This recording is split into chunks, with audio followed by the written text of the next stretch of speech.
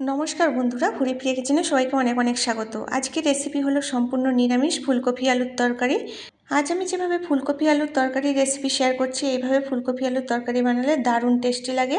प्रथमे फुलकपिगुलो केटे धुए एरपर फुलकपिगुलो गरम जलेर मध्ये 5 থেকে 10 मिनट फुटिয়ে নিতে হবে। फुलकपिगुलो गरम जलेर मध्ये फोटानोर समय 1 চামচ लवण दिते হবে। এখন এই ফুলকপিগুলো গরম জলে ফুটিয়ে নেওয়ার পর এই জল থেকে ছেঁকে তুলে নিতে হবে। অনেক সময় ফুলকপির মধ্যে পোকামাকড় থাকে, তাই গরম জলে 5 থেকে 10 মিনিট লবণ দিয়ে ফুটিয়ে নেওয়াই ভালো। এরপর কড়ার মধ্যে 2 থেকে 3 চামচ সরষের তেল দিয়ে তেল গরম হতেই জল ঝরিয়ে রাখা ফুলকপিগুলো দিয়ে ফুলকপিগুলো ভেজে নিতে হবে। ফুলকপিগুলো ভাজার সময় গ্যাসের ফ্লেম লো টু মিডিয়াম রেখে ভেজে নিতে হবে।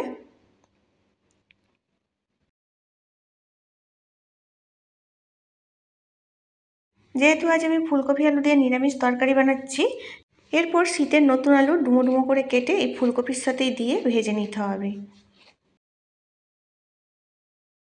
এরকম ফুলকপি আলুর নিরামিষ তরকারি থাকলে গরম ভাত, রুটি, পরোটার সাথে খেতে কিন্তু দারুণ লাগে। ফুলকপি আর আলুগুলো ভাজার সময় লক্ষ্য রাখতে হবে ফুলকপি আর আলু যেন ভালো করে আঁচ খেয়ে ভাজা হয়ে যায়। এখন ফুলকপি আর আলুগুলো একটা থালার মধ্যে তুলে নিচ্ছি। এখন কড়ার মধ্যে আরও 1 চামচ সরষের তেল দিয়ে এর মধ্যে 1 চামচ পাঁচফোড়ন দিতে হবে। এরপর 4 ফালি করে কেটে রাখা টমেটো দিয়ে টমেটোগুলো ভালো করে ভেজে নেব। টমেটো ভালো করে ভাজা হয়ে গেলে এর মধ্যে 1 চামচ আদা জিরে বাটা দিয়ে আদা জিরে বাটা এই তেলের মধ্যেই ভেজে নিতে হবে। এখন এর মধ্যে একটা কাঁচা লঙ্কা দিচ্ছি। এরপর 1/2 চামচ হলুদের গুঁড়ো, 1/2 চামচ লবণ আর 1/2 চামচ লঙ্কার গুঁড়ো দিয়ে ভালো করে কষে নিতে হবে। মশলা কষার সময় জল ছাড়াই মশলা কষে নিতে হবে। এরপরে এই মশলা এখন ভালো করে কষানো হয়ে যাবে।